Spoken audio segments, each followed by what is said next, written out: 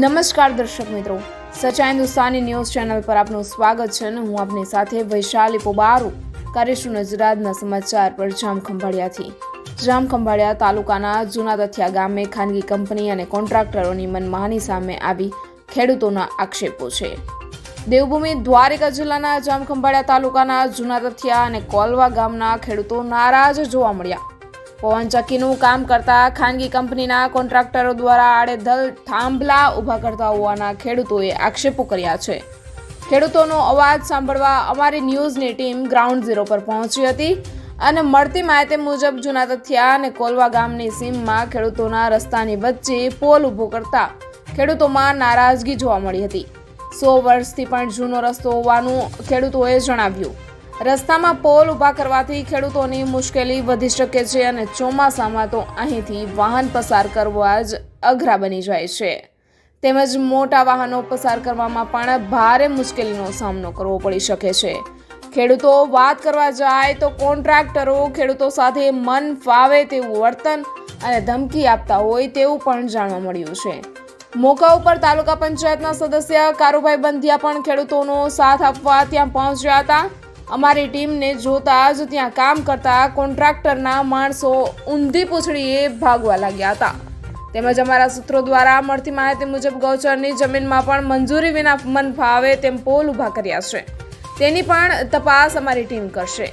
પરંતુ સવાલ ત્યાં ઊભો થાય છે કે રજૂઆતો કરવા છતાં પણ જવાબદાર અધિકારીઓ કુંભકર્ણની ઊંઘમાં પડ્યા છે કે પછી આંખ આડા કાન, અને આમાં નામચીન નેતાઓના નામથી ધમકી અપાતી હોય તેવું પણ જાણવા મળ્યું છે। અને આ કામમાં કેબિનેટ મંત્રી શ્રી મુળુભાઈ બેરાના દીકરાની પણ ભાગીદારી હોય અને તમારું કંઈ નહીં ચાલે તેવી ધમકીઓ પણ ખેડૂતોને મળી હોવાના અહેવાલો મળી રહ્યા છે। હવે આનું નિવારણ શું આવશે એ તો આવનારો સમય જ બતાવશે। જલ્દી મળીશું નવા અપડેટ સાથે, ત્યાં સુધી બન્યા રહો સચ્ચા હિન્દુસ્તાની ન્યૂઝ ચેનલ પર। બ્યુરો રિપોર્ટ, સચ્ચા હિન્દુસ્તાની ન્યૂઝ ચેનલ, જામખંભાળિયા, દેવભૂમિ, દ્વારકા જિલ્લાથી। નમસ્કાર, આપની સાથે સચ્ચા હિન્દુસ્તાની ન્યૂઝ સાથે હું છું ઇમ્તિયાઝ ગઝન। હવે વાત કરીએ આજે દ્વારકા જિલ્લાની, તો દ્વારકા જિલ્લાના જામખંભાળિયા તાલુકાના તથિયા અને કોલવા ગામના સીમમાં અમે આવ્યા છીએ। અહીંયા કને પાવારિકાના ખાનગી કંપનીના જે પોલ છે એ ઊભા કરવામાં આવે છે અને ત્યાં ખેડૂતોને અનેક સમસ્યાઓ ઊભી થયું છે। હવે શું છે સમસ્યાઓ, અમે અનેક ફરિયાદો આવી હતી, શું સમસ્યાઓ છે એ આપણે સીધા જાણીએ ખેડૂતો સાથેથી। અમારી સાથે ઘણા ખેડૂતો આજે જોડાઈ ગયા છે, અમે અહીંયા લોકેશન પર જ આવ્યા છીએ, તો જાણીએ આપણે કે શું છે સમસ્યાઓ। જી ભાઈ, આપનું નામ જણાવો। મારું નામ ગોવિંદ માર્કી કરમુર કોલવા। તો સમસ્યા છે અમારા રસ્તાનો પ્રોબ્લેમ છે। અમે એમ કીધું કે ભાઈ આ રસ્તો તમે આ થાંભલો આગળ લઈ લ્યો કે પાછળ આમનો લઈ લ્યો, આ તળાવમાં વરસાદ થાય તો પાણીમાં નીકળાતું નથી, તો અમારી જમીન વવાતી નથી, તો તમે આ થાંભલા ના કરો, તો એ કે થાંભલો અહીંયા જ ખૂદશે, તમારે જ્યાં જાવ અહીંયા કરી શકો તમે।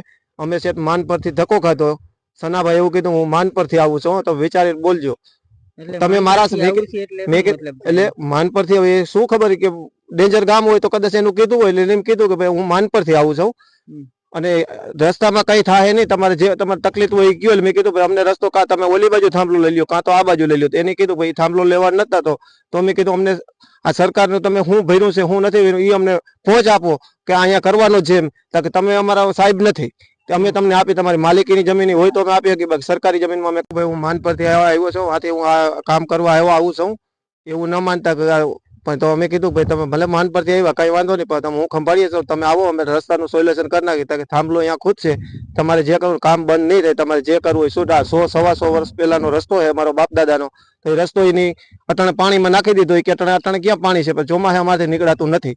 તો અને અશ્વિનભાઈ ને કઈ તો એમ કે છે કે મુરુભાઈ ના છોકરાનો કંત્રાટ છે, તમે કે જીતશો નહીં।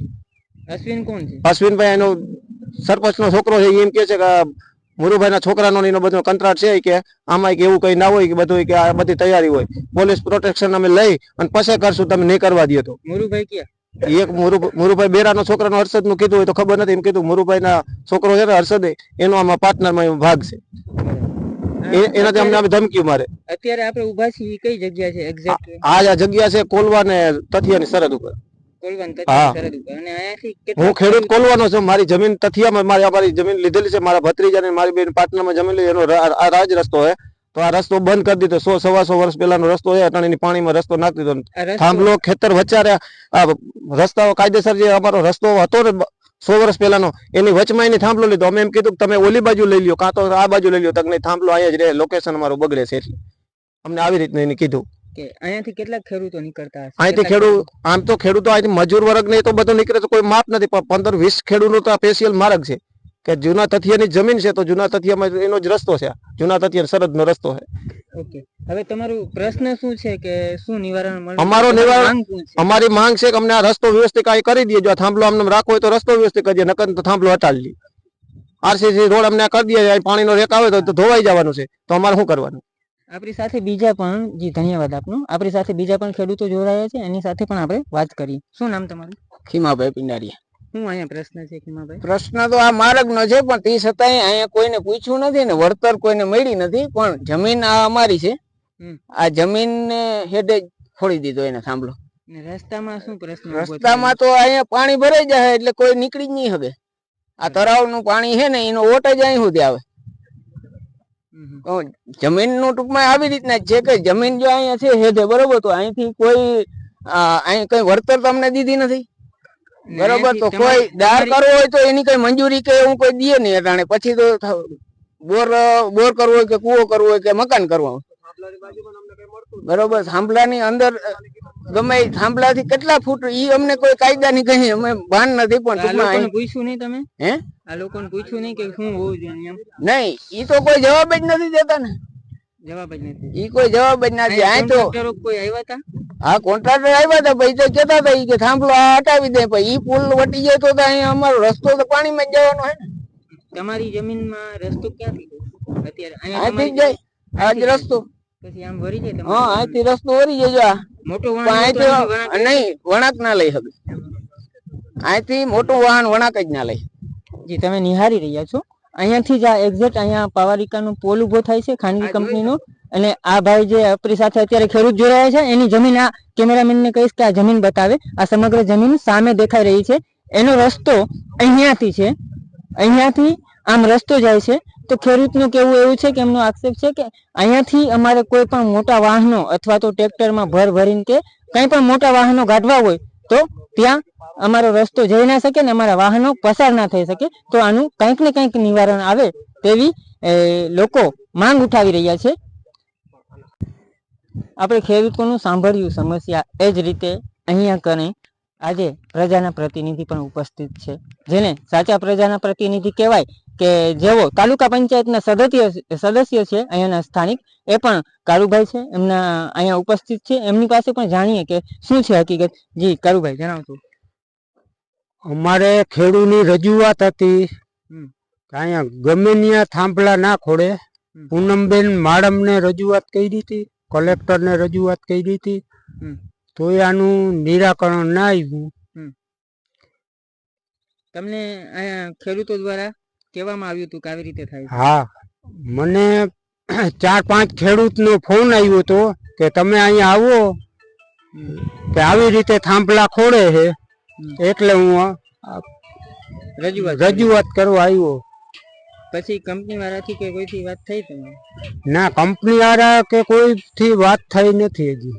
બરાબર. તો તમે અહીંયા ખેડૂતોના પ્રશ્ન સોલ્વ કરવા માટે આવ્યા છો? હા, ખેડૂતના પ્રશ્ન સોલ્વ કરવા માટે આવ્યા. ગમે ત્યાં થાંભલા ના ખોડો ને એટલા માટે. અહીંયા જોઈ રહ્યા છો તમે, પ્રજાના પ્રતિનિધિ છે પણ એ પણ ઉપસ્થિત છે.